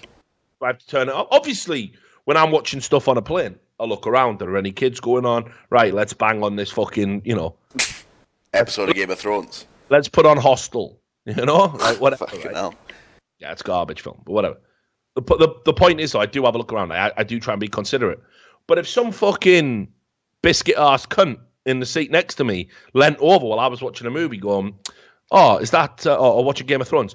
Oh, can you turn that off? Because Daenerys getting scutted by Khal Drogo's offended me." I'll be like, are you having a bubble, mate? You know what I mean? You having a fucking Steffi Graf? Because this is out of control. Like, this is my shit, right? You can't hear it. You don't have to look at it. Read your fucking book, you know what I mean? Now, if you extend that to pornography, sure. I mean, if it's just mad, like, again, I'm not saying I know where there's a slippery slope, like. I'm not saying I know where the line is, but if it's suitable for fucking TV, right? And we're not just talking about mad fucking, throbbing cocks, just jetting ropes. Like proper arcs of just stringy jism. Just splattering off chins, like like that might be a bit too far, like, right? That might be a bit much, for a plane, right? But you know what I mean? But this is like, you've got to have something better to do with your time, love. Like, you know what I mean? Like, that guy didn't hurt you at all, and yet you were disgusted. He was very polite about it. You were looking at his phone. He had his headphones in. He didn't know you could see it. And he was trying to turn away from you as well. He was trying to just watch along. Having a rubber neck. It's unreal, isn't it? And then this, right? This is where I'm going to end on, right? Because if you think, everyone tries to make up all these rules, stories rather, about how Donald Trump's a moron and blah, blah, blah, and all this stuff, right? Like, they still perpetuate that lie that he uses the word bigly when he says big league. And he says it all the time. He's never said the word bigly, never, right? But they still perpetuate that lie. Like, people have even tweeted that at me. Like, that's just an instant block right there. Like, you know what I mean? How can is your support for Donald Trump bigly? Like, and fuck off, mate. You're just a moron, aren't you? First of all, don't really support him. Second of all, he's never said bigly, so you're just a fucking twat. But there's this, right? I thought this was embarrassing. Again, it flew under the fucking radar. This is about a Polish foreign minister, right? The Polish foreign minister. said he'd set up a meeting with a non-existent country. Yeah, I remember this one. Yeah. Oh, this was classic banter. So this is my Polish pronunciation's terrible. Witold Wazikowski, I think. So he said he'd met with representatives from San Escobar, right? And a Twitter account had said after talks with the foreign minister, Wazikowski, the People's Democratic Republic of San Escobar fully supports Poland's candidacy to the Security Council. San Escobar State Council introduces a visa-free regime with Poland and a visa requirement for SEAL and Gov citizens starting January the 15th. And then, look, they've even tweeted out their official San Escobar currency. It's complete gibberish, you know. And this San Escobar account has been, like, just tweeting, like, constantly about its, like, policies that obviously don't exist because it's not a country. So this fucking Polish minister came out and was like, yep, loving that. We're gonna have meetings, have great relations with San Escobar. So, and obviously the press were too busy talking about Trump and Russian hacking and all that bullshit at the time. Yeah, and then I thought this was a nice little tweet, right, from a Polish national just on the account X. And he goes, "It's funny until you realise your only allies left are Belarus, Hungary, and an imaginary nation state." San Escobar. What a fucking country. So amazing stuff anyway. So there you go. So I think we can wrap up the show there. We can wrap it up. We'll get caught up eventually, mate. The next show's gonna be all about punching Nazis. Good. Because that's okay now. Violence is sound, apparently, as long as we don't agree. Punch Nazis. But let's just call everyone a Nazi. Yeah. So then everyone can get digs. So yeah, good times. So anyway, obviously, thanks a lot for watching the Richard Lewis show. This was a heavy one, but you know we are going to have those serious ones. It can't all be Little T. And again, if you do know Little T is, have a word with his mum and his dad and tell him that's got to stop. And certainly we'll be back sooner rather than later, because we've got a bit of time off from the world of TV and we want to get all caught up with the madness that's happening in America. So like I say, next episode will all be about punching Nazis. So until then, take care of yourself. We'll see you on the next video. Bye.